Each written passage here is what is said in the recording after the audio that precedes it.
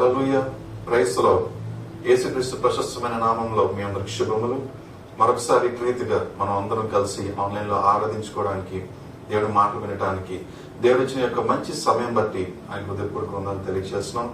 మరి మీ అందరూ మీ కుటుంబాలతో కలిసి టీవీ ముందు కానీ ల్యాప్టాప్ ముందు కానీ సిద్ధంగా ఉన్నారని మేము ఆశిస్తున్నాం. ఇంకెవరైనా లేట్ అయినట్లయితే దయచేసి మీరు వాళ్ళకి కూడా త్వరపరిచి మీరు అందరు కలిసి ఈ యొక్క ఆరాధన వీక్షించాలని కోరుతా ఉన్నాం. ఈ సమయంలో మనం ప్రార్థన చేసుకొని మనం మన కార్యక్రమంలో ముందుకు వెళ్దాం. పరిశుద్ధ నీతిమంతుడా, దయగల రాజా, కృపగల దేవా, తండ్రి మీరు ప్రేమించి మాకు ఇచ్చిన యొక్క మంచి ప్రశస్తమైన సమయం బట్టి మీకు తెలియజేస్తున్నామయ్యా. తండ్రి, ఎంతో మందికి తండ్రి ఇటువంటి సమయం లేదు తండ్రి, కానీ మమ్మల్ని ప్రేమించి మీరు మాకు అనుగ్రహించిన యొక్క గొప్ప సమయాన్ని బట్టి మీకు వందనాలు తెలియజేస్తున్నాం తండ్రి. మరి ఈ సమయంలో తండ్రి మేము ఇటు రీతిగా మేము ఉన్నామంటే తండ్రి, ఇది మా యొక్క బలం గాని మా యొక్క జ్ఞానం గాని కాదు నాయన, కానీ కేవలం మీ యొక్క కృప, మీ యొక్క కాపుదలు ఉందని నేను నమ్ముచున్నాను తండ్రి. దానిలో వేలాది కోట్లాది వందనాలు తెలియజేస్తున్నామయ్యా. మరి ఈ సమయంలో తండ్రి నేను మేము ఆరాధిస్తుండగా తండ్రి నేను ఒప్పుకోలు ప్రార్థన చేస్తుండగా తండ్రి నేను మీ యొక్క వాక్యాన్ని వింటుండగా తండ్రి నేను ప్రతిదీ తండ్రి మీ యొక్క మహిమార్థం జరుగులాగిన తండ్రి నేను చేయమని అడుగుతా ఉన్నాను తండ్రి.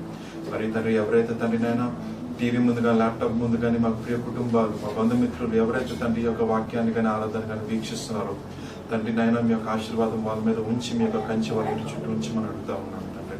మరి ముందున్న సమయాన్ని, ముందున్న ఆరాధనని తండ్రి, ముందున్న తండ్రి కార్యక్రమాన్ని మీ చేతికి అప్పచెప్తూ ఈ చిన్న ప్రార్థన ఇస్తున్నాము నడిపెట్టుకుంటున్నాం తండ్రి. దేవునికి స్తోత్రం కలుగును గాక. దేవునికి కృతజ్ఞతాస్తుతులు చెల్లించున్నాను.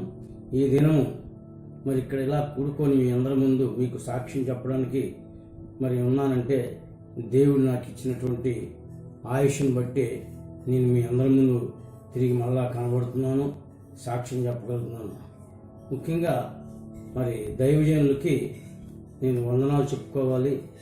దైవజనులు చేసిన ప్రార్థనలేమి, సంఘం అంతా చేసినటువంటి ప్రార్థనలేమి అన్నీ నన్ను దినము నన్ను గృహానికి మరి చేర్చే. అన్నిటికన్నా దేవుడు చేసిన కార్యము మహా గొప్పది, ఆయన కార్యము అద్భుతమైనది. అయితే సాక్ష్యం ఏంటంటే, నాకు కొద్ది దినాలు 10 రోజుల కిందట ఫీవర్ వచ్చింది, జ్వరము వచ్చింది. జ్వరంతో పాటు దగ్గు, ఆయాసము, ఊపిరందటం ఎన్ని ఇబ్బందిగా ఉండేది. అయితే ఇక్కడ నా ప్రైవేట్ హాస్పిటల్కి వెళ్ళినప్పుడు వారు డాక్టర్ గారు ఇంజెక్షన్ చేశారు, మందులు ఇచ్చారు, వాడాను. వాడిన తర్వాత జ్వరం అయితే తగ్గింది, కానీ దగ్గు అయ్యి ఇదవ జ్వరం కూడా 1 డిగ్రీలో ఉండిపోయింది, 100 డిగ్రీస్లో ఒంట్లో. రాత్రులు చలి పుట్టడం ఇవన్నీ ఉన్నది. ఏమిటని మరి భయం వేసి మరి టెస్టులకు వెళ్ళాను. డెంగ్యూ, కరోనా, మలేరియా ఇవన్నీ టెస్టులు చేయించా. అన్నీ కూడా నెగిటివ్ వచ్చాయి. ధైర్యం వచ్చింది, పర్వాలేదులే అనుకొని ఉన్నాను, మందులు వాడుతున్నాను. కానీ దగ్గు, విపరీతమైన దగ్గు, ఆ దగ్గుతో పాటు ఊపిరి అందక సరిగా ఇబ్బందిగా ఉండేది. మళ్ళీ ఒక భయం వేసింది, ఏమో ఇంకా జ్వరం కూడా ఉన్నది, ఇంకా కరోనా ఏమైనా వచ్చిందేమో అని కరోనా కూడా వెళ్ళిపోయి ఆ ర్యాపిడ్ టెస్ట్ చేయించాం. చేస్తే అది నెగిటివ్ వచ్చింది. ఆ దేవునికి స్తోత్రం తండ్రి అనుకున్నాను. కానీ దగ్గు అది ఆగట్ల, ఊపిరి అందట్లేదు. అయితే ఆ రోజు మధ్యాహ్నం సాయంకాల సమయం మరి ఉదయం 10 గంటలప్పుడే మరి పాప వచ్చింది, కోడలు ఇద్దరు కలిసి బయట ఇంకొక ప్రైవేట్ హాస్పిటల్ ఉంది అక్కడ తీసుకెళ్లారు. తీసుకెళ్ళి చూపించారు. చూపితే డాక్టర్ గారు అన్నారు, మీకు కరోనా అయితే నెగిటివ్ ఉన్నదండి, కానీ మీకు హార్ట్ పేషెంట్ అయ్యి కదా, మీకు ఇంటర్నల్గా ఉంటుంది, కాబట్టి మీరు ఏం చేయాలంటే టెస్ట్ చేయించండి, సిటీ స్కానింగ్ తీయాలి, దాన్ని బట్టి మీకు అది తెలుస్తుంది, తీసి మీరు ఒక 5 రోజులు హోమ్ క్వారంటైన్ ఉండండి, ఉదయం సాయంత్రం ఇంజక్షన్కి రండి, చేయించుకోండి, ఇక్కడ జాగ్రత్తగా ఉండండి అన్నారు. సరే సరే వచ్చాం. వచ్చిన ఒక గంటకి నాకు ఇంకా దగ్గు ఎక్కువైపోయింది, ఆ ఊపిరి అందట్లేదు, భయం వేసింది. భయం వేసి అమ్మ ఇంక లాభం లేదు, ఇవన్నీ కుదరదు, మనకి అర్జెంటుగా రైల్వే హాస్పిటల్కి తీసుకెళ్ళిపోండి, మరి అదొకటే మనకి శరణ్యం, ఇంకొకటి ఏమీ లేదు అని చెప్పేసి చెప్పగా పాప మరి కోడలు ఇద్దరే ఉన్నారు ఇంటి దగ్గర. వాళ్ళిద్దరూ అర్జెంటుగా నన్ను రైల్వే హాస్పిటల్కి క్యాబ్ బుక్ చేసి తీసుకుని వెళ్తూ ప్రసాద్కి ఫోన్ చేశారు. అల్లుడి గారికి అర్జెంటుగా ఫోన్ చేయండి అమ్మా, ఈ లోపల రైల్వే హాస్పిటల్లో రెడీగా చేస్తారన్నాను. అల్లుడి గారు శాంసన్ బాబు చక్కగా వెళ్ళిపోయి ఎమ్మడాడు ఆఫీసర్ గారు పట్టుకొని రైల్వే హాస్పిటల్ ఎవరితో మాట్లాడాలో వారితో మాట్లాడి అక్కడ రెడీగా ట్రీట్మెంట్కి నాకు సహాయం ఆయన చేశారు. ఇది నన్ను తీసుకెళ్ళి రైల్వే హాస్పిటల్ తీసుకెళ్ళగానే అక్కడ వెళ్ళగానే ముందు నాకు ఆక్సిజన్ అందట్లా. అది 91, 95 ఉండాలట ఆక్సిజన్. అలాంటిది నాకు 56కి వెళ్ళిపోయింది. ప్రాణాపాయ స్థితిలో అందుకే హార్ట్ పేషెంట్ ఒకటి ఎమ్మటే వెళ్ళగానే సిలిండర్ తీసుకొచ్చి నాకు ఆక్సిజన్ పెట్టారు. పెట్టి కూర్చోబెట్టి కాగితాల పనులన్నీ అయినాయి. అయ్యా మరి ఇక్కడ రైల్వే హాస్పిటల్లో మరి ఎక్కడా చోట్లేదు, మీ సార్ చెప్పారు అని శాంసన్ బాబుతో అన్నారు. మీరు ఇక్కడ నాన్న అంత బాగానే ఉంది కానీ ఇక్కడ ఎక్కడ లేదు, మరి మీరు ప్రైవేట్గా హాస్పిటల్ ఎక్కడ ఉన్నదో చూడండి, చూస్తే దాన్ని బట్టి మిమ్మల్ని నేను పంపిస్తా ఉన్నారు. అయితే మరి పాప మణమ్మ ఎమ్మటే దైవజనులకు ఫోన్ చేసి, ఫాస్టర్ గారండి మా డాడీ గారి కొరకు ప్రార్థన చేయండి, మరి ఎక్కడ హాస్పిటల్స్లో ఖాళీ లేవు, మరి ఎక్కడుంటే అక్కడ జాయిన్ చేస్తామంటున్నారు. మరి విశాఖపట్నంలో ఉన్న హాస్పిటల్స్ అన్నీ ఎతికాం, ప్రైవేట్ హాస్పిటల్ అన్నీ కూడా ఎక్కడ ఖాళీ లేవు అంట. అయ్యా మరి ప్రార్థన చేయండి అని దైవజనులకు మొరపెట్టగా దైవజనులు ప్రార్థన చేసిన కొద్ది నిమిషాల్లోనే గొప్పగా దేవుడు అద్భుత కార్యం చేసి విమ్స్ హాస్పిటల్ని చూపించాడు. దేవునికి స్తోత్రం కలుగును గాక. ఆ ఎమ్మటే అయితే విమ్స్ హాస్పిటల్ ఖాళీ ఉంది, ఇక్కడ తీసుకురండి అని మణమ్మ ప్రసాద్ హాస్పిటల్ నుంచే ఫోన్ చేయగానే అల్లుడు గారు వాళ్ళు ఎమ్మటే కాగితాలు రెడీ చేసి అంబులెన్స్లో విమ్స్ హాస్పిటల్ తీసుకెళ్ళి అక్కడ విమ్స్ హాస్పిటల్ కూడా నాకు ఎక్కడ అడుగు పెట్టినా ముందు కావాల్సిన ఆక్సిజన్, ఎందుకంటే ఆక్సిజన్ అందట్లేదు, ఊపిరికి హార్ట్కి అందట్లేదు. ఎమ్మటే తగిన ఎమ్మటనే ఆక్సిజన్ మళ్ళీ పెట్టి కూర్చోబెట్టారు. బెడ్ ఇచ్చారు, పడుకోబెట్టారు కిందన. అన్ని కాగితాలు రెడీ అయిపోయిన తర్వాత ఏం జరుగుతుందో అనేది నాకు తెలియలేదు. నా మట్టికి నా ప్రాణం అసలు ఉంటుందా పోద్దా అన్న లెక్కలో నిన్నాను. అయితే ఆక్సిజన్ పెట్టి నన్ను ఇమీడియట్లీగా తీసుకొని అంతా రెడీ చేసేసి పైకి పంపించేశారు. అంటే అక్కడతో మనిషికి నాకు ఉన్నటువంటి సంబంధం ఇంకా కట్ అయిపోయింది. ఎప్పుడైతే నన్ను ఐసీకి పంపించారో ఇక మనిషి ఉన్న మనిషికి మాకు సంబంధాలు ఉండవు. ఇంకా మళ్ళీ మేము బతికి వస్తేనే వాళ్ళకి మాకు మనిషికి మళ్ళీ మన సంబంధం. అంతవరకు మేము ఉంటామా వెళ్ళిపోతామని దేవుని చిత్తం. అక్కడ వైద్యం చేసేవారి చిత్తాన్ని బట్టి కృపను బట్టే తీసుకెళ్లారు, ఐసీలో వేశారు. ఐసీలో వేసినమ్మంటే నాకు ఇమ్మీడియట్గా వైద్యం స్టార్ట్ చేశారు. అక్కడ మందు ఎమ్మటే రాత్రి 11 అయింది. ముందు 11 గంటలకు ఇంజక్షన్ స్టార్ట్ చేసి ఇంజక్షన్ మొదలెట్టారు. ఆ ఆక్సిజన్ పెట్టేమన్నారు, ఆక్సిజన్ పెట్టారు. ఇక తెల్లారులు ఇక మరుసటి రోజుకెల్లా అలా ఆక్సిజన్ అందడం వల్ల కొంచెం కండిషను హార్ట్కి నెమ్మది వచ్చింది. దగ్గు అలాగే దగ్గుతూ ఉండేవాడిని. అయితే ట్రీట్మెంట్ మాత్రం చక్కగా ట్రీట్మెంట్ అక్కడ హాస్పిటల్లో మరి సిస్టర్స్ ఏంటి, డాక్టర్లు ఏంటి, వారు ఎప్పటికప్పుడు వస్తూ ప్రతి ఒక్కరిని పరామర్శిస్తూ ఎలాగున్నారు, వైద్యం ఎలాగుంది, అందుతుందా అన్నీ ఇస్తున్నారు. భోజన సదుపాయం కానీ వైద్య సదుపాయంలో కానీ ఎటువంటి లోటు లేదు. కాకపోతే మరి ఐసీలో ఎలా ఉందంటే పరిస్థితి మృత్యువుల మధ్య 5 రోజులు ఉన్నాను. నేను వెళ్ళిన మరుసటి రోజే మరి నా ముందు ఎమర్జెన్సీ ఇలాగ తీసుకొచ్చారు. ముందు రోజు రాత్రే నేను జాయిన్ అయిన రాత్రి ఒక మనిషిని తీసుకొచ్చారు. తెల్లారి పొద్దునకి అతను చనిపోయారు. ఆక్సిజన్ ఊపిరి అందక తట్టుకోలేక చనిపోయారు. ఆ మనసులో ఇంకొక వ్యక్తి. ఇలాగా నేను ఉన్న 5 రోజుల్లో రోజుకి 2-3 చనిపోతుండేవారు.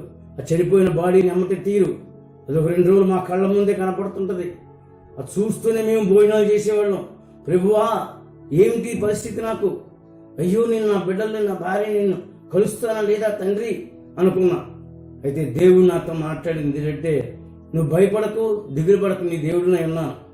నేను తీసుకొచ్చింది అందుకు నీకు చూపించడానికి కొరకే నేను ఇక్కడ తీసుకొచ్చాను. నీకు ఆ రోగము రావాలని రాలే, నేను కావాలని నిన్ను చూపించడానికే, ఇగో ఈ వ్యాధి ఎలాగుంటుందో తెలియపరచడానికి, ఇక్కడ పరిస్థితి చూపించడానికి నేను తీసుకొచ్చాను అని చెప్పేసి దేవుడు చూపించాడు 5 రోజులు. అయితే దైవజనులు మాత్రం నన్ను విడవలేదు. ఉదయం సాయంత్రం నా గురించి ప్రార్థిస్తూ నన్ను అడుగుతూ ఎలాగుంది రమణగారు అని ప్రార్థించి నాకు ధైర్యం చెప్తూ నన్ను బలపరిచారు. ముందు వాక్యం ద్వారా, ప్రార్థన ద్వారా దైవజనులు నన్ను బాగా బలపరిచి నన్ను నిలబెట్టారు. ఉన్న 5 రోజులు ఐసోలేషన్లో, ఐసీలో, అక్కడి నుంచి 5వ రోజు 6వ రోజు జనరల్ వార్డుకి తీసుకొచ్చారు. జనరల్ వార్డు ట్రీట్మెంట్ చాలా బాగుంది. అక్కడ సిస్టర్లు, డాక్టర్స్ అందరూ చాలా చక్కగా అన్ని రకాల వైద్యం ఏంటి, ఆహారం విషయాలు ఏంటి, హాస్పిటల్ మొత్తం కూడా ఎటువంటి లోటు లేదు. అందరికి బాగా అన్ని విధాలుగా చూశారు. వైద్యం మాత్రం చాలా బాగా అందించారు. నిజంగా అక్కడ చేస్తున్నటువంటి సేవ మాత్రం చాలా గొప్పది.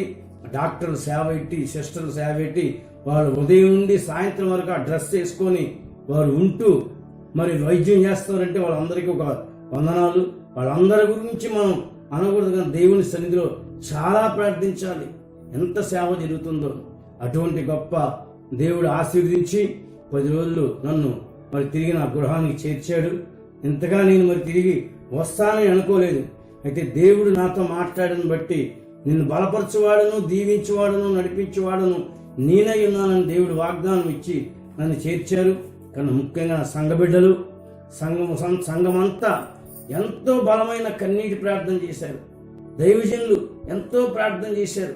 దైవజనులు అది ఎడతెగక నా గురించి ఉదయం సాయంకాలం ఫోన్ చేసి ప్రార్థిస్తూనే ఉన్నారు. అందరి ప్రార్థన, అందరి దీవెనలు, ముఖ్యంగా నా బిడ్డలు, నా కూతురు, నా అల్లుడు, నా కొడుకు, నా కోడలు, మరి ఆ రోజు వారే ఎమ్మటి నన్ను గనక తీసుకెళ్ళకపోతే ఏమవుదునో. అయితే దేవుడు కూడా తోడుగా ఉండబట్టి, దైవజనులు ప్రార్థనలు బట్టి మళ్ళీ తిరిగి నన్ను క్షేమంగా గృహానికి చేర్చినందుకు మా సంఘ సభ్యులందరికీ నా వందనాలు. ఈ చిన్న సాక్ష్యం దేవుడు దీవించుగాక.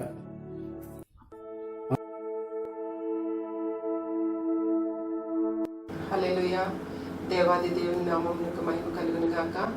మరొక ఆదివారపు దినాన్ని ప్రభు సన్నిధిలో మరి దేవుని ప్రియ సంఘంతో కలిసి దేవుని సన్నిధిలో మరి ఒప్పుకోలు ప్రార్థన చేయడానికి ప్రభు మనకిచ్చిన ఈ అమూల్యమైన అవకాశాన్ని బట్టి దేవుని నామమునకు మహిమ చెల్లిస్తున్నానండి.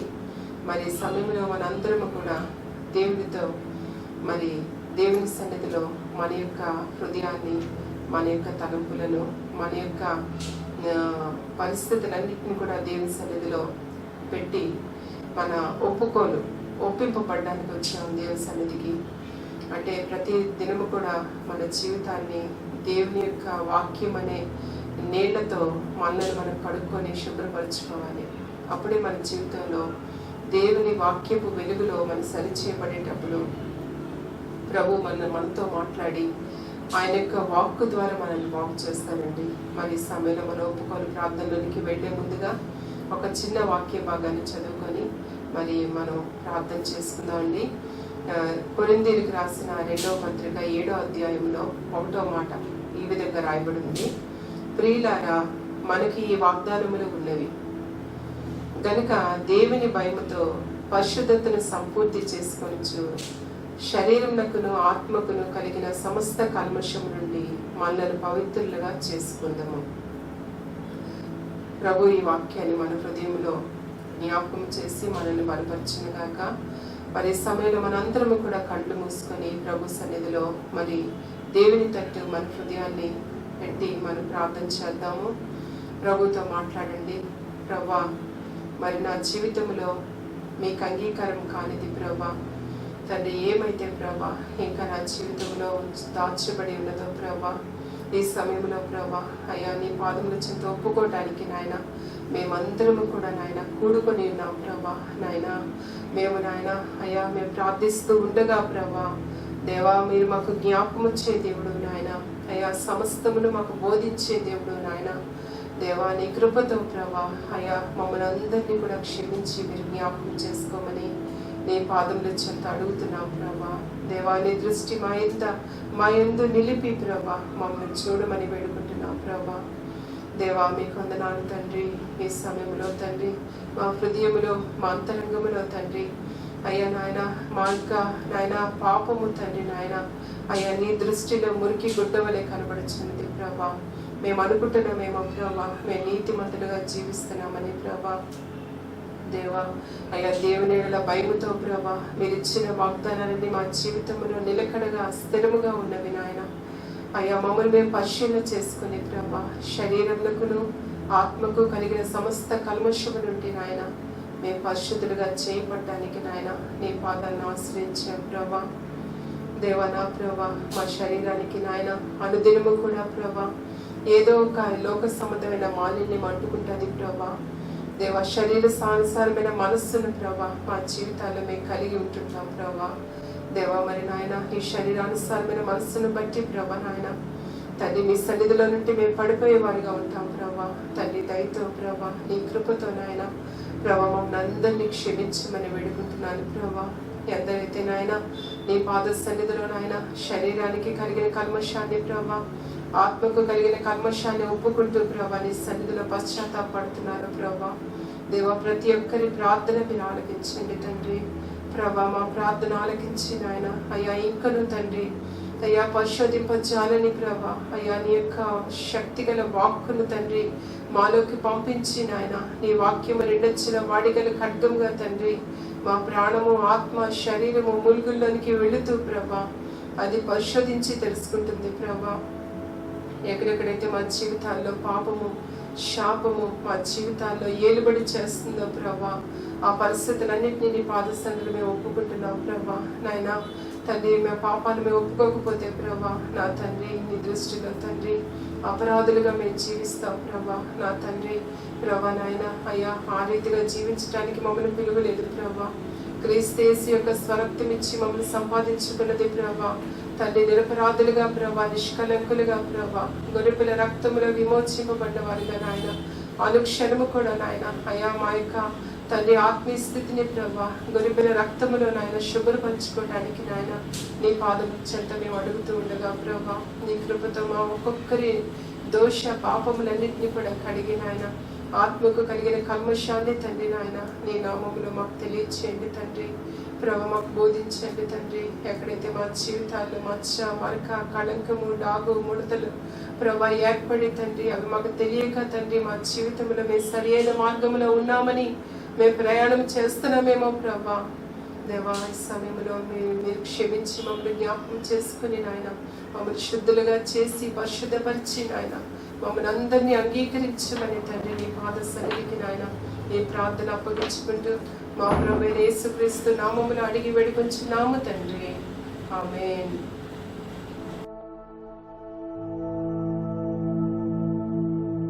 ప్రభునందు దేవుని బిడ్డలారా, మన ప్రభువును రక్షకుడైన యేసుక్రీస్తు ప్రభు నామములో మీ అందరికీ శుభములు వందనములు తెలియచేసుకుంటున్నాను. మీరందరూ బాగున్నారా? మరి ప్రభు కడవరి దినాల్లో బయలుపరచబడిన అనేకమైన సంగతుల గురించి నిరీక్షణ కలిగి కనిపెడుతూ సిద్ధపడుతూ ఉన్నారా? అలాగైతే ప్రభు నామములో మీరు ధన్యులు అని తెలియచేయడానికి సంతోషిస్తున్నాను. మరి ప్రియులారా, వర్తమానంలోకి వెళ్లే ముందుగా వర్తమానం యొక్క టైటిల్ ఏమిటి అంటే, నీ హృదయములోని పాపము దేవుని హృదయములోని కోపము అన్న అంశం గురించి మనము వాక్య ధ్యానం చేయాలి. కనుక ఈ లేఖనం గురించి సిద్ధపరచబడిన వాక్య సందేశము ఆదికాండము 6వ అధ్యాయము 5-6 వచనాలు మనం చదువుకుందాం. దయచేసి బైబిల్ ఉన్న వాళ్ళు తీయండి, లేని వారు మీరు కొంచెం గ్రహించాలని కోరుతున్నాను. నరుల చెడుతనము భూమి మీద గొప్పదనియు, వారి హృదయం యొక్క తలంపులోని ఊహంతయు ఎల్లప్పుడూ కేవలము చెడ్డదనియు యెహోవా చూచి తాను భూమి మీద నరులను చేసినందుకు సంతాపమునుంది తన హృదయములో నొచ్చుకొనెను. తండ్రి మీకు వందనాలు, స్తుతులు నాయన. మీరు ఇచ్చిన శ్రేష్టమైన అమూల్యమైన లేఖన భాగం బట్టి స్తోత్రాలు. వాక్యమును ఆశీర్వదించి విరిచి పంచిపెట్టండి. యేసు నామములో వేడుకున్నాం తండ్రి, ఆమేన్. ప్రియులారా, మరి వాక్యము మనకు జీవాహారము. విన్న వర్తమానము మన ఆత్మీయ జీవితానికి గొప్ప శక్తిని బలమును ఇచ్చేదిగా మారాలి అంటే వాక్యము మనకు మొట్టమొదట అర్థం కావాలి. అర్థమైన వాక్యానికి మనము లోబడాలి. ఈ రెండు చేస్తే వాక్యంలోనూ ఉన్నటువంటి శక్తి, ఆరోగ్యకరమైన ఆత్మీయ జీవితాన్ని మనం పొందుకోగలమని ఈ దినాన్ని మీకు మనవి చేస్తూ ఉన్నాను. మరి ఈ సమయంలో చాలా విషయాలు మనం జాగ్రత్తగా వింటే మనం అర్థం చేసుకోగలమని తెలియచేస్తున్నాను.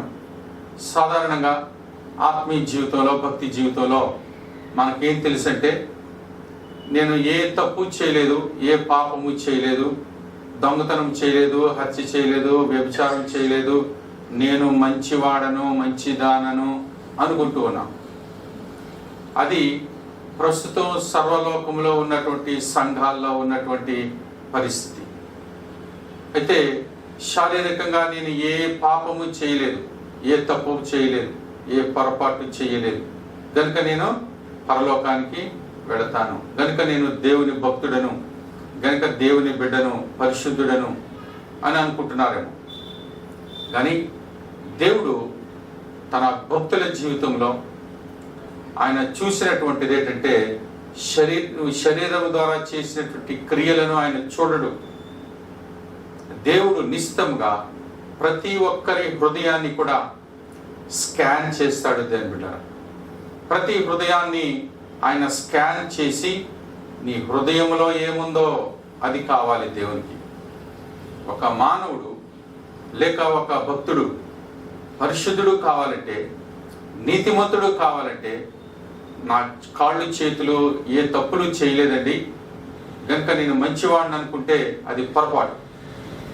దేవుని లెక్క ప్రకారంగా చూస్తే ఎవని హృదయంలోనైతే పాపముందో, ఎవని హృదయంలోనైతే పాపమును లక్ష్యం చేస్తున్నారో అతడు దోషి, అతడు పాపాత్ముడు అని వాక్యం సెలవిస్తూ ఉంది.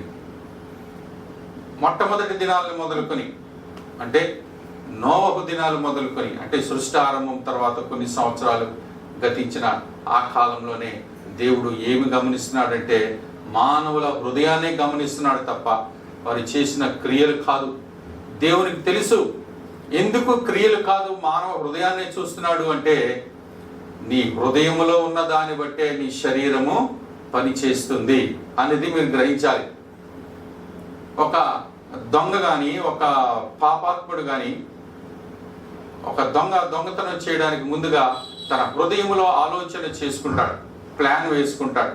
మరుసటి రోజు వెళ్ళి కాళ్ళు చేతులకి పని చెప్తే శరీరం వెళ్ళి దొంగతనాలు చేసుకుని వస్తుంది. అయితే తప్పెవరిది?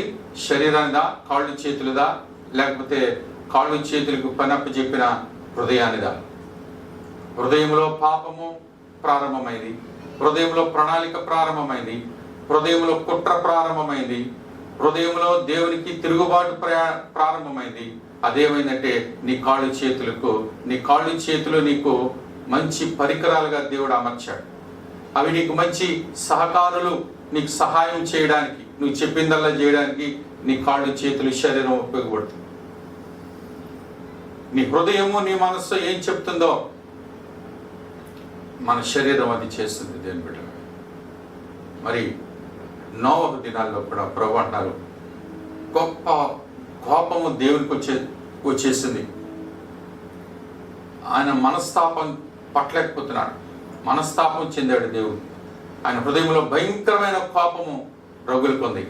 ఆయన అంటున్నాడు నోవహును పిలిచి, నోవహు, నేను లోకంలో భయంకరమైన పాపము జరుగుతుంది కనుక నేను సహించలేకపోతున్నాను, చూడలేకపోతున్నాను. భూమి మీదకి సర్వనాశనము తీసుకొస్తాను. గొప్ప జల ప్రళయం రాబోతుంది. ఆ జల ప్రళయంలో సర్వ మానవాళి, పశువులు, జంతువులు, పక్షులు, చేపలు, మొత్తం ఏమేమి ఉన్నాయో సమస్త జీవరాశులు మానవులతో కలిసి అందరినీ నేను నిర్మూలన చేయబోతున్నాను అని ప్రకటించాడు.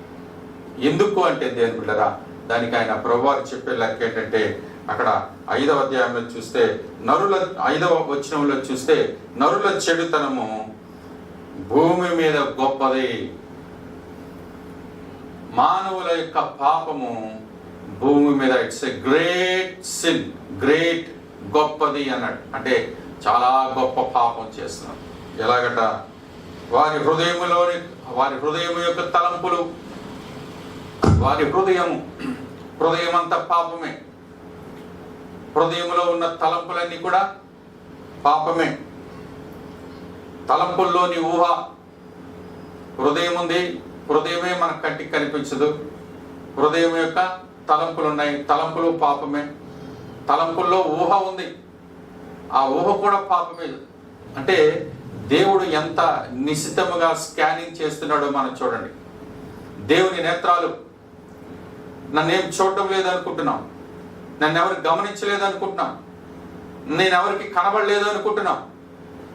కానీ దేవుని యొక్క కనుదృష్టిలో ఏ నరుడు కూడా తప్పించుకోలేడు. ఆ రహస్యం అనేది నీ హృదయంలో దాచుకున్నా, హృదయంలో దాక్కున్న తలంపులోకి ఉన్న, తలంపుల్లో దాక్కున్నట్టు ఊహలో దాచుకున్నా సరే దేవుని నేత్రాలు వాటిని చూడగలవు.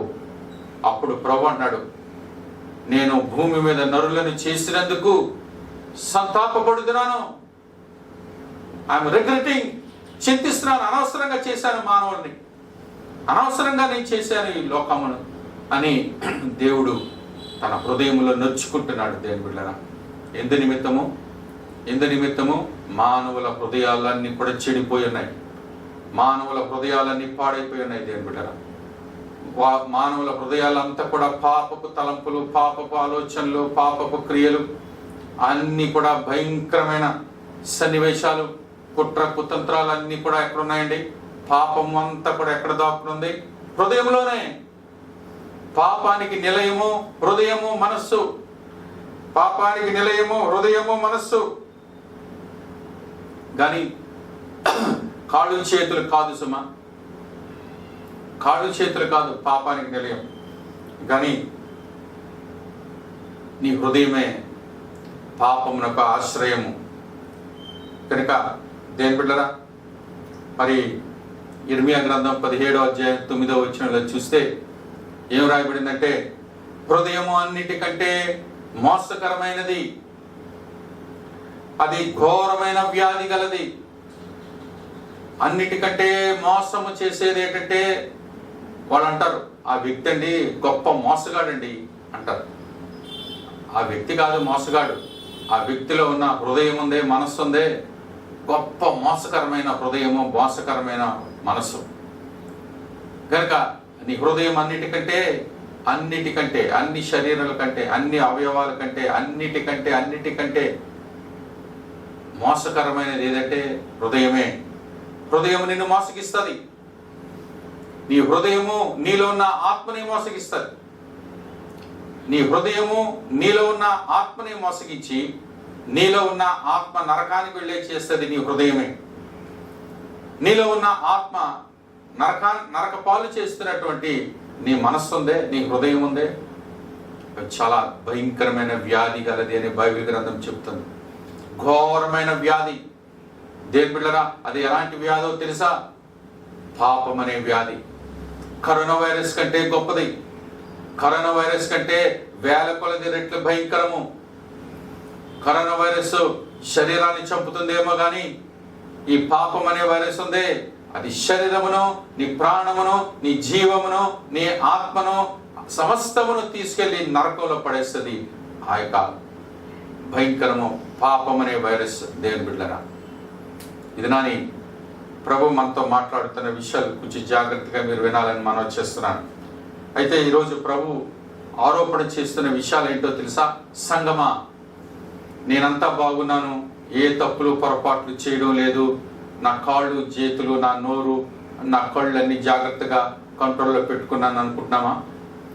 చూడండి, నీ కాళ్ళు ఎక్కడికి వెళ్లకుండా, నీ చేతులు ఎవరిని కొట్టకుండా, తిట్టకుండా, నీ నోరు అబద్ధం మాటలు, అపవిత్రమైన మాటలు మాట్లాడకుండా, నీ కళ్ళు చూడరానివి చూడకుండా, నీ చెవులు వినరానివి వినకుండా నువ్వు భద్రం చేసుకున్నావు. అయినంత మాత్రాన్ని నువ్వు పరిశుద్ధుడు కావు. ఎలాగ పరిశుద్ధుడు అంటే, నీ హృదయంలో మాత్రం తలంపులు వస్తాయి, నీ హృదయంలో మాత్రం ఆలోచనలు వస్తాయి, నీ హృదయంలో మాత్రం కుట్రంతా జరుగుతుంది, నీ హృదయంలో మాత్రం రకరకాలైన స్ట్రాటజీ వేస్తూ ఉంటాం. అదంతా ఎక్కడ జరుగుతుందంటే నీ హృదయము, నీ మనస్సు, నీ తలంపులు, నీ ఊహలు, నీ ఆలోచనలు, ఇవన్నీ కూడా ఒక భూగోళంలో ఎంత పాపమైతే ఉందో, లోకంలో ఎంత పాపమైతే ఉందో, లోకంలో ఉన్న పాపం అంతా కూడా నీ హృదయంలోనే ఉంది. అది దేవుడు చెప్తా ఉన్నాడు. క్రొత్త నిబంధనలో యేసుక్రీస్తు ప్రభువారి లోకానికి వచ్చిన తర్వాత ఆయన అంటున్న మాట ఏంటో తెలుసా? నీ హృదయంలో, నీ మనస్సులో, నీ తలంపులో, నీ ఊహలో, నీ ఆలోచనలో ఉన్న పాపమంతా కూడా నిర్మూలించబడితే అప్పుడు నీవు పరిశుద్ధుడవు, అప్పుడు నీవు నీతిమంతుడవు, అప్పుడు నీవు అసలైన భక్తుడవు, అప్పుడు నీకు పరలోకములో నీకు కుమారుడు. దేవుని నామానికి మహిమ కలుగును గాక. నువ్వు జయించవలసింది ఏంటో తెలుసా? నీ హృదయము. ఇందాక ఇర్మియా గ్రంథంలో వాక్యం చదువుకున్నావు. హృదయం అన్నిటికంటే మోసకరమైనది. మోసకరమైనది ఎవరిని మోసగిస్తుంది? ప్రజలందరినీ మోసగిస్తుంది. ఆఖరికి నిన్ను కూడా మోసగించేస్తుంది. అంత భయంకరమైనది. దేవుని బిడ్డలారా, దయచేసి నీ హృదయాన్ని నువ్వు నమ్మకు సుమా. నీ హృదయం మీద నువ్వు ఆధారపడకు సుమా. నీ హృదయంలో యేసు రక్తము ప్రోక్షించబడాలి. నీ హృదయము దేవుని వాక్యానికి లోబడాలి. నీ హృదయంలో గగురుబాటు రావాలి. నీ హృదయాన్ని ప్రభువుకి అప్పగించాలి. అప్పుడే నీకు విముక్తి. లేనంత వరకు కూడా లోకంలో ఉన్న దుష్టులు, దుర్మార్గులు ఎలాగైతే కొట్టుకెళ్ళిపోతున్నారో ఆ విధంగా నేను కొట్టుకెళ్ళిపోతూనే ఉంటావు. దేవుని బిడ్డరా, అదే వాక్యం ఇది నన్ను ఘోషిస్తూ ఉంది. దయచేసి ఈ మాటలు మనం జాగ్రత్తగా మరి అర్థం చేసుకొని హృదయంలో భద్రం చేసుకోవాలని మీకు మనం చేస్తున్నాం. కనుక హృదయంలోనే పాపమంతా, లోకంలో ఉన్న సమస్త పాపాలు హృదయంలో ఉన్నాయి. సాతానుడు ఏం చేశాడో తెలుసండి? లోకంలో ఎన్ని పాపాలు అయితే ఉన్నాయో, ఎన్ని కుట్రలు అయితే ఉన్నాయో, ఎన్ని కుతంత్రాలు అయితే ఉన్నాయో, సాతానుడి స్ట్రాటజీ అంతటిని తీసుకొచ్చి ఆ చిన్న హృదయంలోని చొప్పించి వదిలేశాడు. అందుకే బైబిల్ గ్రంథం ఏం చెప్తుందో తెలుసండి? ఒకసారి చదువుదామా? సామెతల గ్రంథము 4వ అధ్యాయం 23వ వచనం. అందులో ఉంది, నీ హృదయంలో నుండి జీవధారలు బయలుదేరును, కాబట్టి అన్నిటికంటే ముఖ్యముగా నీ హృదయమును భద్రముగా కాపాడుకొనుము. అన్నిటికంటే నీ గుండె కంటే, నీ లివర్ కంటే, నీ కిడ్నీస్ కంటే, నీ శరీరంలో నీ ముఖము కంటే, నీ నోటి కంటే, నీ కళ్ళు కంటే, నీ ముక్కు, చెవు, శరీర భాగాలన్నిటికంటే నీ హృదయమును అతి జాగ్రత్తగా కాపాడుకోవలసి ఉందని ప్రభువారు ఈ దినాన్ని మనందరికీ హెచ్చరిస్తూ ఉన్నారు. ఈ మాటను దయచేసి సీరియస్గా తీసుకోవాలని మీకు మనం చేస్తున్నాను. ఈరోజు పాస్టర్ గారు చెప్తున్న మాటలు కాదండి ఇవి. పరిశుద్ధ గ్రంథమైన జీవ గ్రంథంలో ఉన్న సత్యాలని దేవుని సేవకుడిగా మీకు బోధిస్తూ ఉన్నా. ఈ మాటలు ఏ నరుడో, ఏ మానవుడో చెప్పిన మాటలు కాదు సుమా. వాక్యం చెప్తా ఉంది. కాబట్టి అన్నిటికంటే నీ హృదయమును భద్రముగా కాపాడుకొనుము. ఎందుకంటే సాతానుడికి కావలసింది నీ కాళ్ళు చేతులు కాదు, నీ శరీరం కాదు, నీ హృదయమే కావాలి. నీ హృదయాన్ని దొంగిలిస్తాడు, హృదయాన్ని ఆక్రమించుకుంటాడు. ఎక్కడ కంటికి కనిపించాడు సాతానుడు. మంచి బట్టలు వేసుకో, తెల్లటి బట్టలు వేసుకో, మంచిగా తయారైపో, మంచి సూటు కుట్టేసుకో, లేకపోతే మంచి పట్టు చీరలు కట్టుకో, నగలు వేసుకో, లేకపోతే అందంగా తయారవు, లేకపోతే హీరోలాగా ఉండు. నీ హృదయం మాత్రం భయంకరంగా సాతానుడికి మాత్రం అప్పగించానంటున్నాడు. దేని బిడ్డలారా, అందుకే యేసుక్రీస్తు ప్రభువారు ఒకసారి యెరూషలేములో ప్రవేశించినప్పుడు, యెరూషలేము మందిరంలో ప్రవేశించాడు. లూకా 19వ అధ్యాయంలో 45వ వచనంలో అక్కడ రాయబడింది ఏంటంటే, ఆయన ఆలయంలో ప్రవేశించి అందులో విక్రయము చేయువారితో నా మందిరము ప్రార్థనా మందిరము అని వ్రాయబడి ఉన్నది. అయితే మీరు దానిని దొంగల గుహగా చేసి తిరిగి అని చెప్పి వారిని వెళ్ళగొట్టని ఆరంభించాను. అది ఎక్కడ జరిగిందండి? యెరూషలేములో. అయితే యేసుక్రీస్తు ప్రభువు చెప్పిన మాట ఏంటో తెలుసండి? నీ శరీరము, నీ హృదయము దేవునికి ఆలయమై ఉన్నదని మీరు ఎరుగరా. నీ హృదయము దేవునికి ఆలయమై ఉన్నదని మీరు ఎరుగరా. దేవుని బిడ్డరా, దేవుని ఆలయం ఎక్కడుందండి? నీ హృదయమే. దేవుడు కోరుకునే స్థలం ఎక్కడండి? నీ హృదయమే. దేవుడు అది కోరుకున్నాడు గనుక దేవునికి అది స్వాధీనం కాకమునిపే సాతానుడు వచ్చి దాన్ని ఆక్రమించుకుంటున్నాడు. ఆదాము హవ్వలు దేవుని కొరకు పరిశుద్ధపరచబడి వేరుపరచబడ్డారు కనుక వారిద్దరూ దేవునికి అంకితము కాక మునిపే వారిద్దరిని చెరిపి పాడు చేసి దేవునికి దూరం చేసేసాడు. అదేవిధంగా మన హృదయాలు దేవునికి సమర్పించడానికి ముందుగానే సాతానుడు నీ హృదయంలో ప్రవేశించి, సాతానుడు లోకములో ఉన్న పాపమంతటిని నీ హృదయంలో చొప్పించి నిన్ను దేవుని యొద్ద నుంచి నిన్ను దూరపరచడానికి ప్రయత్నం చేస్తున్నాడు. విషయాన్ని అర్థమైందా దేవుని బిడ్డలారా? సాతానుడు కుట్ర ఏమిటో. అందుకే ప్రభువు అంటారు, నీ హృదయము దేవునికి ఆలయమైంది కదా. అయితే నీ హృదయము ఎందుకు ఏ విధంగా సాతానుడి యొక్క గుహగా మారిపోయింది? దొంగల గుహగా మారిపోయింది. ఆ మందిరాన్ని చూసినప్పుడు ఇది దేవుని ప్రార్థనా దేవాలయం కదా, ఇది ఏ విధంగా దొంగల గుహగా చేసేసారయ్యా దేవుని మందిరాన్ని. అదేవిధంగా నీ హృదయము దేవునికి ఆలయము కదా, అది దేవుని ప్రార్థనా స్థలము కదా. నీ హృదయంలో ప్రార్థనలు, ఆరాధనలు, దేవుని స్తుతియాగము, ధ్యానము జరగాలి కదా. అది మానేసి సాతానుడి యొక్క గుహగా మారిపోయింది కదా. అందుకే ప్రభువారు ఏం చేశారంటే, క్రయ విక్రయములు చేయించిన వారిని కొట్టనారని వారందరినీ కొరడాలతో కొట్టి వారందరినీ తరిమివేశాడు. ఇది నాని ఆ పని నువ్వు చేయవలసిన పని ఏర్పడింది దేవుని బిడ్డరా. ఈరోజు ప్రభు నీతో చెప్తున్న మాట ఏంటో తెలుసా? నీ హృదయము దొంగల గుహగా ఉంది. నీ హృదయం అనే మందిరము పాడైపోయింది. నీ హృదయము దేవునికి ఆలయమై ఉండాలి, కానీ అది దొంగల గుహగా ఉంది. అందులో సాతానుడు నివాసం చేస్తున్నాడు. సాతానుడు కబళించాడు గనుక దానికి విముక్తినిచ్చి విడిపించి తిరిగి దేవునికి అప్పగించాలని దేవుడు ఈరోజు కోపంతో నీకు ఈ మాటలు చెప్తా ఉన్నాడు. దేవుని బిడ్డ, దయచేసి జ్ఞాపకం చేసుకోండి. ఈరోజు నీ హృదయం ఎడల నువ్వు చాలా సీరియస్గా యాక్షన్ తీసుకోకపోతే రేపటికి ఏమవుతుందో తెలియదు. నేడే రక్షణ దినం. రేపు మనం బ్రతుకుంటామో లేదో తెలియదు. రేపటికి పోస్ట్పోన్ చేయొద్దు. ఎవరండి పోస్ట్పోన్ చేస్తారు ఎక్కువ? గనుక ఎవరైతే దేవుల్లో మరి పర్వాలేదు నిర్లక్ష్యం గలవారు మాత్రం ఎప్పుడు కూడా పోస్ట్పోన్ చేస్తూ ఉంటారు. సమయం లేదు సుమా. నేడే రక్షణ దినము, నేడే అనుకూలమైన సమయము. సరే దేవుని బిడ్డరా, మరొక హృదయం గురించి ఉండవలసిన రీతి గురించి నేను మీకు చెప్పి నేను ముగిస్తున్నాను. క్రొత్త నిబంధనలో యేసుక్రీస్తు ప్రభువారు కొండ మీద ప్రసంగం చేస్తున్నారు. కొండ మీద మత్తయి సువార్త 5వ అధ్యాయంలో ఆయన కొండ ఎక్కి నోరు తెరిచి ఇలాగ మాట్లాడసాగినని ఉంటుంది. ఆయన మాట్లాడుతూ క్రొత్త నిబంధనను అక్కడ ఇచ్చారు.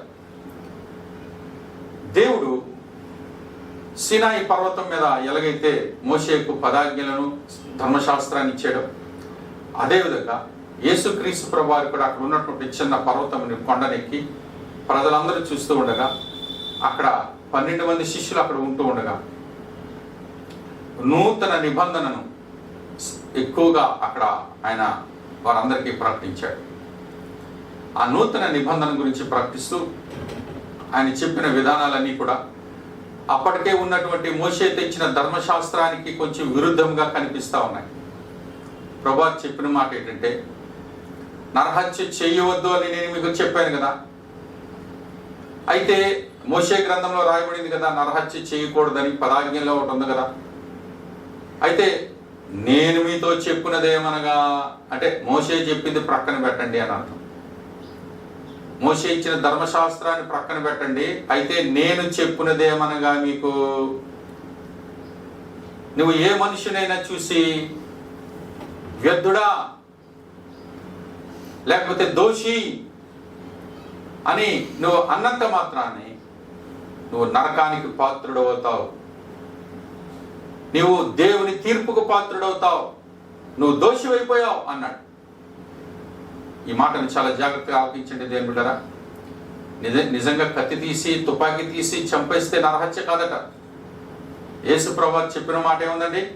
ఒక వ్యక్తిని చూసి దోషి, వ్యర్థుడా అని రకరకాలుగా దూషించి మాట్లాడితే చాలు నువ్వు నరకానికి పాత్రుడవు అంటే నువ్వు దోషివి, ఆ వ్యక్తిని నువ్వు చంపేసినట్టే లెక్క. అంటే ఎక్కడ చంపేశావు? నీ హృదయంలో. నీ హృదయంలో ఒక వ్యక్తి ఎడల ద్వేషభావం కలిగి, ఒక వ్యక్తి ఎడల నీకు కోపం కలిగి, ఒక వ్యక్తి ఎడల నువ్వు అనేక రకాలుగా ఆలోచన చేస్తూ ఉంటే ప్రభు అంటాడు, ఇంకా నువ్వు కత్తి తీసి తుపాకీ తీసి చంపనవసరం లేదు. నీ హృదయంలోనే ఆ వ్యక్తిని చంపేశావు గనుక నీవు దుష్టుడవు, నరహంతకుడవు, నువ్వు నిత్య నరకాగ్నికి పోవలసిందే అని మత్తయి సువార్త 5వ అధ్యాయంలో క్రొత్త నిబంధనలో దేవుడిచ్చిన భాగం.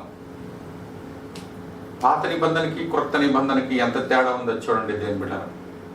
అంటే హృదయంలో నువ్వు ఏదైతే ఆలోచన చేసి ఎవరినైతే దూషించి లేకపోతే అవమానించావు, హృదయంలో దూషించావు, అందును బట్టి నువ్వు నరహంతకుడవు గనుక నీకు నిత్య నరకాగ్ని నీకు అని. దయచేసి అందుకే బైబిల్ గ్రంథాన్ని మీరు ధ్యానం చేయాలని మీకు మనం చేస్తున్నాను.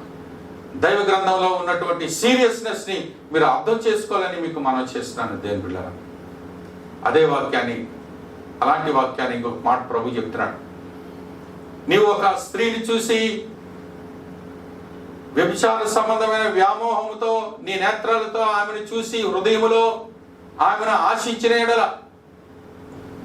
ఆమెను నీవు వ్యభిచారం చేసినట్లే.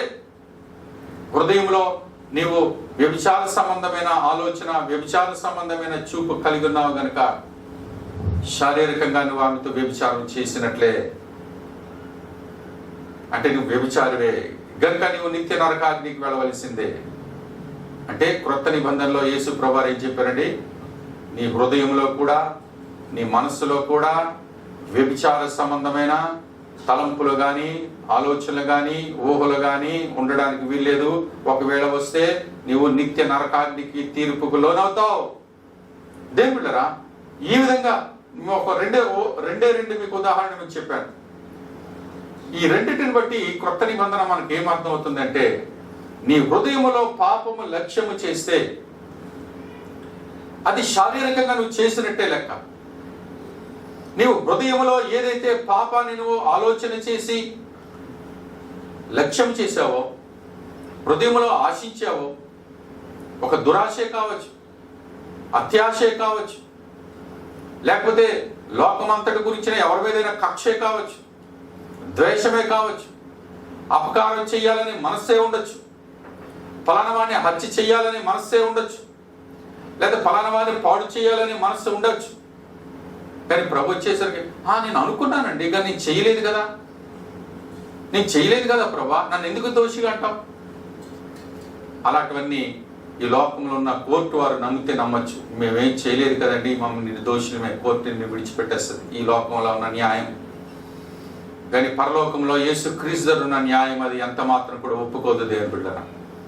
అంతరంగంలో నీవు పాపమును లక్ష్యము చేస్తే, అంతరంగంలో నీవు ఏదైతే ఊహించావో, ఆలోచన చేసావో, తీర్మానం చేసుకున్నావో, ఆశించావో, దూషించావో, లేకపోతే అపకారాన్ని తలపెట్టావో, దాన్ని బట్టి నీ హృదయంలో ఉన్న ఆలోచన బట్టి, నిర్ణయాలు బట్టి, తీర్మానాలు బట్టి నీకు తీర్పు ఉంటుంది.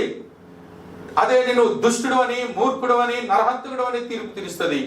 ఒకవేళ నీ హృదయంలో నీవు నిర్మలమైన వాడివిగా, మచ్చ మరక డాగు లేని నిష్కల్మషముగా నీ హృదయం ఉంటే నువ్వు పరిశుద్ధుడవు, నువ్వు నీతిమంతుడవు, నువ్వు దేవుని కుమారుడు.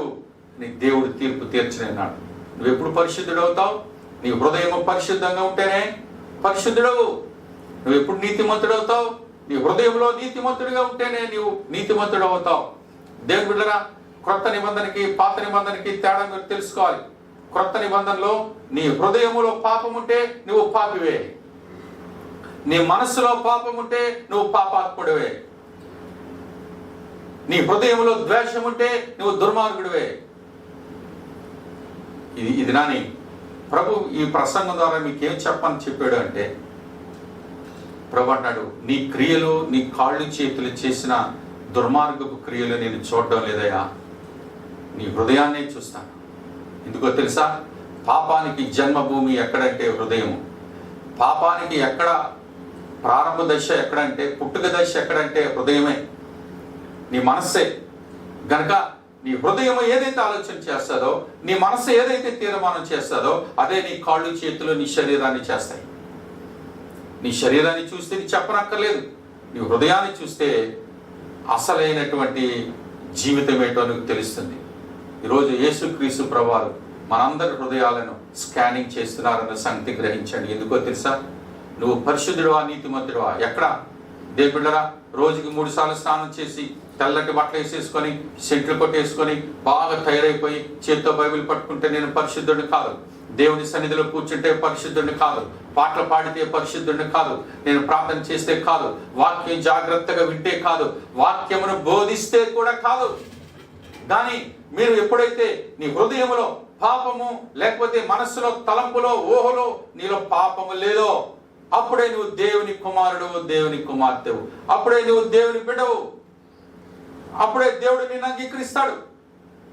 అంతవరకు దేవుడు నిన్ను తృణీకరిస్తాడు. దేవుని బిడ్డ, నేను ఎందుకు ఈ మాటలు చెప్తానంటే చాలా సేవకులైన మేము ఈ మాటలు చాలా ఇలాంటి ప్రాముఖ్యమైన మాటలు చెప్పడంలో వెనుకబడ్డామని నేను గ్రహిస్తున్నాను. కనుక ఈ విషయాలు చెప్పవలసినవన్నీ ముందుగా చెప్పవలసిన బాధ్యత మా మీద ఉంది. కనుక నువ్వు పరిశుద్ధుడు కావాలంటే నీ హృదయము, నీ మనస్సు, నీ తలంపులు, నీ ఆలోచనలు, నీ ఊహలు అన్ని కూడా పరిశుద్ధమై ఉండాలి. అందులో పాపం అనే కల్మషం ఉండడానికి వీల్లేదు, అపవిత్రత ఉండడానికి వీల్లేదు.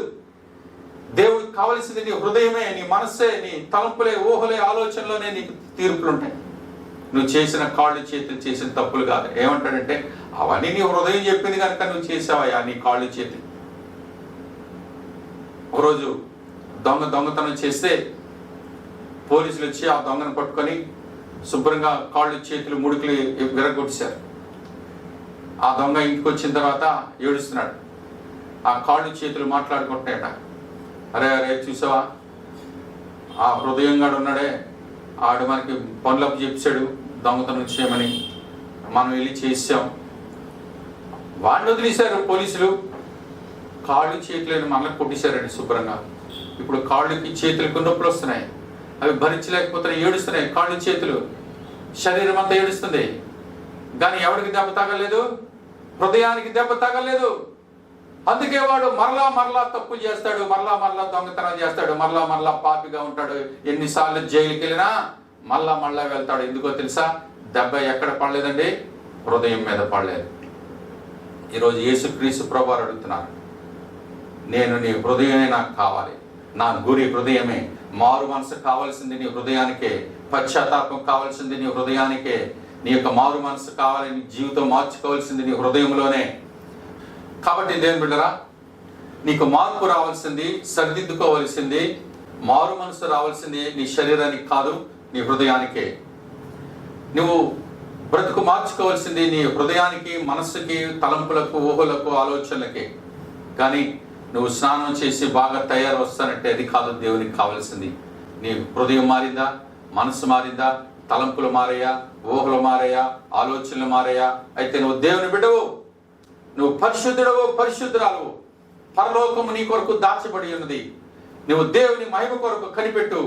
దేవుని గొప్ప అభిషేకం, దేవుని ఆత్మ నీ మీదకి దిగి వస్తుంది. దేవుని బిడ్డరా, ఈ రహస్యాన్ని, ఈ దినాన్ని మీరందరూ తెలుసుకున్నారు కదా.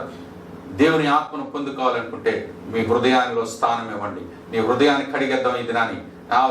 నా హృదయమా, ఎన్నెన్ని భయంకరమైన తలంపులు నా హృదయంలోకి వస్తున్నాయి, ఆలోచనలు వస్తున్నాయి.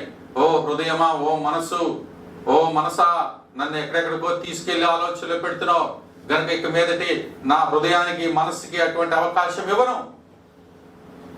నా హృదయము, నా మనస్సు, నా తలంపులు, ఊహలు, ఆలోచనలు అన్ని కూడా ప్రభుకి అంకితం చేద్దాం. దేవుని నామానికి మహిమ కలుగును గాక. ఇది రాని మీ హృదయం దేవునికి అంకితం ఇస్తారా? దేవుని బిడ్డరా, మారు మనసు పొందు అంటే వాళ్ళు ఏమంటున్నారంటే నీ క్రియలు మార్చుకో, నువ్వు అటు వెళ్ళొద్దు, ఇటు వెళ్ళొద్దు, అని కొట్టద్దు, ఇది తిట్టద్దు అని అదే అనుకున్నాం. దేవుని బిడ్డరా, దానికి షార్ట్ కట్లు చెప్పాలనుకుంటే నీ హృదయమును మారితే నీ బ్రతుకంతా మారిపోతుంది. నీ మనస్సు మారితే జీవితం అంతా మారిపోతుంది. దేవుని బిడ్డరా, నీ హృదయం ఏ విధంగా ఉందో, నీ హృదయంలో ఉన్న దాన్ని బట్టే నువ్వు మాట్లాడతావు. నీ హృదయంలో ఆలోచించిన దాన్ని బట్టే నీ కాళ్ళు చేతులు పనిచేస్తాయి. గనుక నీ హృదయాన్ని దయచేసి ఇది నాని ప్రభువుకి అంకితం చేద్దామండి. నీ హృదయంలో ఉన్న మలినమును, పాపమును కడిగేద్దాం, యేసు రక్తంతో కడిగేద్దాం. దేవుని బిడ్డరా, ఈ దినాన్ని ప్రభు అడుగుతున్నారు, నీ హృదయమును నాకు ఇస్తావా? దేవుని బిడ్డ, నీ హృదయమును దేవునికి ఇవ్వకపోతే ఏం జరుగుతుందో తెలుసా? సాతానుడు వచ్చి బలత్కారముగా నిన్ను లాక్కుని పోతాడు. మనందరికీ బైబిల్ గ్రంథంలో వాక్యం మనం చదువుకున్నాం కదండి.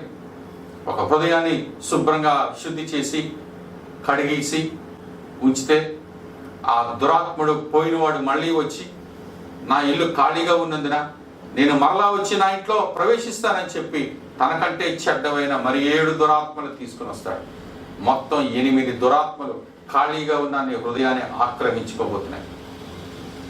అప్పుడు మొదటి స్థితి కంటే కడపటి స్థితి ఘోరముగా ఉండును. వద్దు దేవుని బిడ్డలారా, నీ హృదయాన్ని శుద్ధి చేయు, కడిగి వేసుకో, వెంటనే ప్రభు సన్నిధికి అప్పగించుకోవాలని కోరుతున్నాను. దేవుని బిడ్డలారా, ఈ సమయంలో ప్రతి ఒక్కరు కూడా మన హృదయం మీద, మన మనసు మీద తలంపు పెట్టి దాన్ని శుద్ధీకరణ చేసుకోవడమే మన పని. ఆత్మీయ యాత్ర అంటే దేవుని బిడ్డలారా, నీ హృదయాన్ని శుద్ధి చేసుకోవడమే, నీ మనసును శుద్ధి చేసుకోవడమే, నీ తలంపుల్లో ఎటువంటి పొరపాటు రాకుండా కాపాడుకోవడమే, నీ ఆలోచనలో, నిర్ణయాల్లో, ఊహలో ఎలాంటి తప్పులు రాకుండా కాపాడుకోవడమే. అదే మెలకువ కలిగి ఉండుట. బైబిల్ గ్రంథం చెప్తుంది, అదే మెలకువ కలిగి ఉండుట. మెలకువగా ఉండు అంటే నా హృదయంలో ఏ తప్పు చేశానా, నా మనసులో వచ్చేసానా, ఆలోచనలో ఉన్నాయా, అదే గాని నీ క్రియల గురించి నువ్వు ఆలోచించద్దు. నీ హృదయాన్ని బాగైతే నీ శరీరం అంతా బాగైపోతుంది. దేవుని బిడ్డలారా, గనుక ఉదయకాల సమయంలో ప్రభు మనకి ఇస్తున్న హెచ్చరిక ఏంటో తెలుసా? ఈరోజు నీ హృదయాన్ని శుద్ధి చేసి కడిగేసి హృదయమును, మనస్సును, తలంపులు, ఊహలు, ఆలోచన అన్ని సమస్తమును కూడా ప్రభుకి, ప్రభా ఈ దినాన్ని నా హృదయమును, మనస్సును, తలంపులు, ఊహలన్నీ కూడా నీ చేతికి సమర్పించుకుంటున్నాను ప్రభా. అభిషేకించు, హృదయమును అభిషేకించు, ఆత్మతో నింపు. నీ ఆత్మను నాలో నింపునైనా. పరిశుద్ధాత్మను అనుగ్రహించు ప్రభు. దేవా పరిశుద్ధాత్మను అనుగ్రహించు. దేవుని బిడ్డలారా, మీ హృదయముని శుద్ధి చేసిన తర్వాత దేవా నీ ఆత్మను నాకు అనుగ్రహించిన ప్రార్థన చేయండి. వెంటనే ప్రభు మిమ్మల్ని ఆత్మతో నింపబోతున్నాడు. మునుపెన్నడూ చూడలేని గొప్ప ఆత్మీయ స్థితిని మీరు చూస్తారు. గొప్ప ఎదుగుదల చూస్తారు. గొప్ప అభిషేకం దిగి వస్తుంది. దేవుని కృప అపరిమితంగా దిగుతుంది నీ మీదకి. అప్పుడు నీ బ్రతికే వేరు, నీ జీవితం వేరు. ఎవరి హృదయం అయితే శుద్ధీకరించబడుతుందో, ఎవరి మనసు అయితే కడగబడి నిర్మలముగా ఉంటుందో, ఎవరి తలంపులు, ఊహల, ఆలోచనలు అయితే పరిశుద్ధపరచబడతాయో ఆ హృదయంలో పరిశుద్ధాత్మ కుమ్మరించబడును. ఎంత కుమ్మరిస్తాడో తెలుసండి? నా గిన్నె నిండి పొర్లుచున్నది, నా బ్రతుకు దినములని కృపాక్షేమములే నా వెంట వచ్చును, చిరకాలము యెహోవా మందిరములో నేను నివాసము చేసేదను అని దావీదు భక్తుడు పలికిన విధంగా నీ ఆత్మ, నీ హృదయము, నీ మనస్సు దేవుని ఆత్మ చేత పొంగి పొరలాలి. దేవుని బిడ్డరా, అంటే నీలో ఉన్న అభిషేకం ప్రక్కనున్న వారి మీదకి వస్తుంది. నీలో ఉన్న ఆత్మ నింపుదల నీ నీటిలో ఉన్న వారికి, నీ ఇరుగు పొరుగు వారికి, నీ సంఘంలో ఉన్న వారికి దిగి వస్తుంది. దయచేసి అలాంటి గొప్ప ఆత్మ నింపుదలతో మరి హృదయాన్ని శుద్ధి చేసుకోవాలని ప్రభా, మరి నీ వాక్యంతో నన్ను శుద్ధి చేయు, యేసు రక్తంతో నన్ను శుద్ధి చేయి ప్రభా అని చెప్పి దేవుని సన్నిధిలో ప్రార్థనతో అడుగుదాం. దేవుని యొక్క కృప కటాక్షము నీకు తోడేయండి. నీ హృదయమును, నీ మనస్సును, నీ తలంపులను, ఊహలను, శరీరమును, ప్రాణాత్మ జీవములను శుద్ధి చేసి నిన్ను దేవుని బిడ్డగా చేసుకొని దీవించి స్థిరపరచునుగాక. Amen. God bless you all. Praise the Lord. దేవుని బిడ్డరా, కొంచెం అనౌన్స్మెంట్స్ విన్న తర్వాత ముగింపు ప్రార్థన ఆశీర్వాదం తీసుకుందాం. మరి ప్రార్థన చేస్తున్నారు కదా, మరి ప్రతిరోజు కూడా ఉదయం 5 గంటల నుంచి ఆన్లైన్లో చైన్ ప్రేయర్స్ జరుగుతూ ఉన్నాయి. ప్రతి ఒక్కరు కూడా విసుగక దయచేసి ప్రార్థనలోకి రావాలని మనం చేస్తున్నాను. మన సంఘంలో ఉన్న కొంతమంది ప్రార్థన పనులు బట్టి నేను దేవుని మహిమపరుస్తున్నాను. దేవుడు వారికి ఎంత భారం ఇచ్చారండి. అలయక సొలయక భారముతో కన్నీటితో ప్రార్థన చేసే బిడ్డల్ని దేవుడు ఇచ్చారు. వారిని బట్టి నేను దేవుని స్తుతిస్తున్నాను. ఈ మధ్య కాలంలో మన సంఘంలో ఉన్న యవనస్తులు కూడా ముందుకొస్తున్నారు, బ్రదర్స్ కూడా ముందుకొస్తున్నారు. వారందరిని బట్టి నేను దేవుని స్తుతిస్తున్నాను. చిన్నపిల్లలు సైతము ఆన్లైన్లోకి వచ్చి ప్రార్థన చేయవచ్చు. సండే స్కూల్ పిల్లలు సైతము ఆన్లైన్లోకి వచ్చి ప్రార్థన చేయవచ్చు. ఏమండి మేము చేయొచ్చని అడగడం కాదు, ఎవరైతే వచ్చి దాన్ని లాగి తీసుకొని ప్రార్థన చేస్తారో వారే ధన్యులని చెప్తున్నాను. అలాగే ప్రతిరోజు కూడా 8 గంటలకు స్పిరిచువల్ బ్రేక్ఫాస్ట్ అనే కార్యక్రమం వస్తుంది. ఆ కార్యక్రమాన్ని తప్పక వీక్షించండి. అనుదిన జీవాహారము అది ఎప్పటికప్పుడు దేవుని సన్నిధిలో కనిపెట్టి ప్రభు చెప్పిన మాటలే మీకు తెలియజేస్తున్నాను. దేవుని బిడ్డలారా, ఫ్రెష్ మన ప్రతిరోజు తాజా ఆత్మీయ ఆహారాన్ని మీరు పొందుకుంటున్నారని నమ్ముతున్నాను. అదేవిధంగా ప్రతి ఆదివారం కూడా యూట్యూబ్లో మన యొక్క ఆరాధన జరుగుతున్నాయి.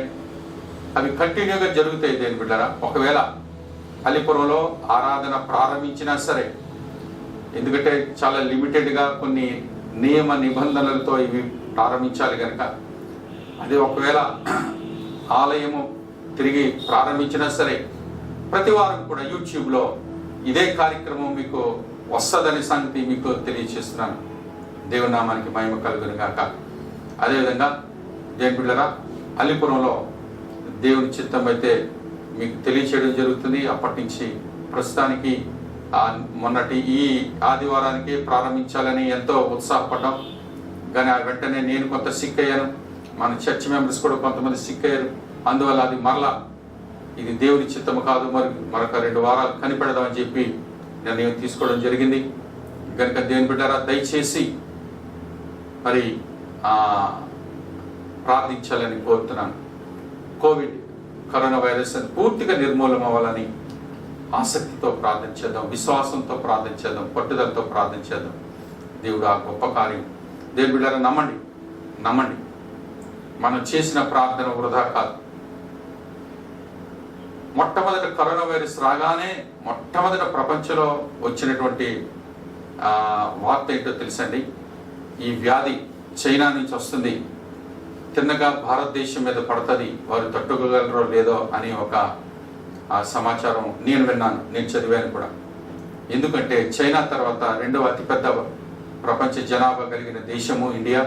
అందులోకి స్లమ్ ఏరియాస్ ఎక్కువ ఉన్నటువంటి, పేదరికం ఎక్కువ ఉన్నటువంటి దేశం ఈ ఇండియా. కనుక ప్రబలిపోతుంది అనుకున్నారు, కానీ అలా జరగలేదు.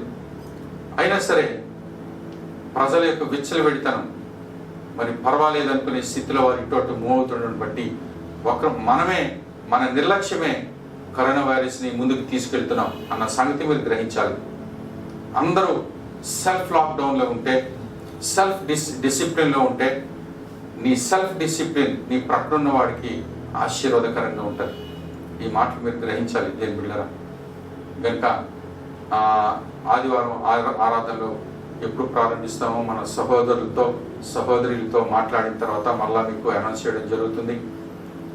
దయచేసి అంతవరకు మీరు ఆన్లైన్లో మీరు ఏకీపించాలని కోరుతున్నాను. అలాగే దేవుని బిడ్డలారా, మన సంఘంలో ఎవరైనా బలహీనతలు, అనారోగ్యాలు కలిగి ఉంటే మాకు వెంటనే, మరి ముఖ్యంగా నాకు తెలియచేయాలని మీకు మనవి చేస్తున్నాను. నేను చర్చి గ్రూప్లో ఆ విషయం పెట్టడంతో సంఘమంతటికి ఒకసారి తెలుస్తుంది, అందరూ ప్రార్థించడం జరుగుతుంది. కానీ కనుక ఎవరికి బాగులేకపోయినా భయపడడం కానీ సిగ్గుపడడం కానీ చేయకండి, వెంటనే తెలియచేయాలని మనవి చేస్తున్నాను. మరి సంఘ కార్యక్రమాల్లో మీకు ఏమైనా ఆల్టర్నేట్ చేయండి, ఇలా కాదు ఇలా చేస్తే బాగుంటుందని సలహాలు ఏమైనా ఇవ్వాలనుకుంటే దయచేసి ఎవరు కూడా హెసిటేట్ చేయకండి. You are welcome to give your suggestions, advice. మీ సలహా సంప్రదింపులు పరిచర్యకి ఎంతో ఆశీర్వాదం దేవుని బిడ్డలారా. దయచేసి మాటలు మీరు గ్రహించాలని కోరుతున్నాను. మరి ప్రస్తుతానికైతే ఎక్కడ కూడా మందిరాలు ఆరాధన ప్రారంభించడం లేదు, పరిస్థితి అనుకూలంగా లేదని గ్రహించడం జరిగింది. కనుక విషయాన్ని జ్ఞాపకం చేసుకోండి, ఎప్పటికప్పుడు సమాచారం మీకు ఇవ్వడం జరుగుతుంది. అలాగే మన సంఘంలో ఉన్న పెద్దల కొరకు ప్రార్థన చేయండి, వృద్ధుల కొరకు ప్రార్థన చేయండి. చంటి పిల్లలు ఉన్నారు, అప్పుడే పుట్టిన బిడ్డలు ఉన్నారు, వారి కొరకు మీరు దయచేసి ప్రార్థన చేయండి. గర్భిణీ స్త్రీల కొరకు ప్రార్థన చేయండి. చిన్నపిల్లలు స్కూల్కి కాలేజీకి వెళ్ళినప్పుడు, వచ్చినప్పుడు, ఉద్యోగాలకి, వ్యాపారాలకి, పనుల మీద ఆ ప్రాంతాల్లో తిరుగుతున్న వారి కొరకు ప్రార్థన చేయాలని, ఇంట్లో పనులు చేసుకుంటున్న వారి కొరకు ప్రార్థించాలని కోరుతున్నాను. దేవుని కృప మీకు తోడై నడిపించును గాక. అలాగే మనం 4 నెలలు బట్టి లాక్డౌన్లో ఉంటున్నాం. సంఘ కార్యక్రమాల పరిచర్యలో మరి మనం ప్రతి వారం కూడా దేవుని సన్నిధికి మానక బాధ్యతగా కానుకలు తెస్తున్నాం.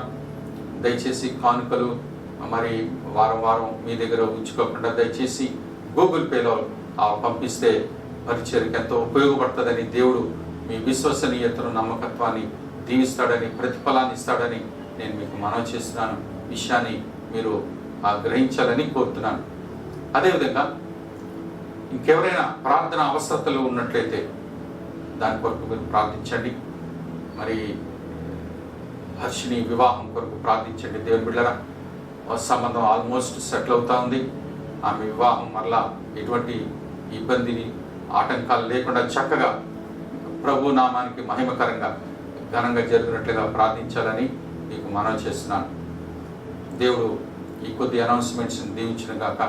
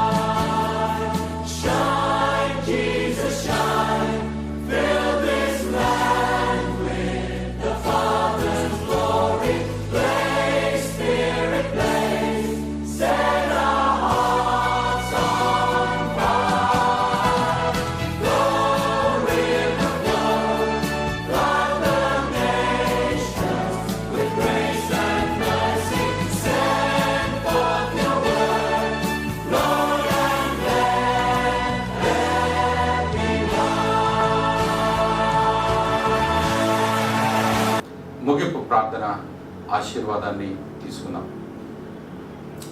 మహాగణుడైన మా దేవ యేసుక్రీస్తు ప్రభు, మీ ఘనమైన నామం బట్టి వందనాలు. ఇంతవరకు మాకు తోడైన దేవుడు, మీకు స్తుతులు నాయన.